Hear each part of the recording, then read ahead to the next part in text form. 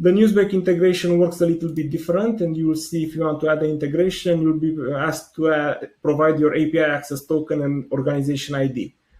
If this is pretty easy to configure, you'll go inside your ad manager in NewsBreak, then you'll go to Tools, Resources, API access token.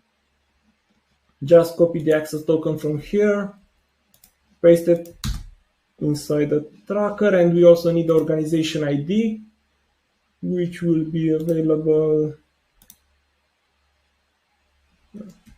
account management, organization. You have the organization ID here. Just copy this one, add it inside the tracker, and that will be the entire setup for NewsBreak. The next step will be the same to select the accounts that you want to synchronize and to match the campaigns. And you do that in the same way as I showed you in the Facebook campaign. Choose the campaign from the ad network, choose the campaign inside CPV,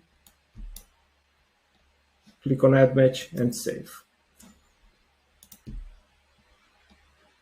This will be a very good option to see your cost data for traffic sources that don't provide a cost token, and we'll make sure that we add more and more API integrations. So if you have any traffic source that you want to get priority, please tell us about that.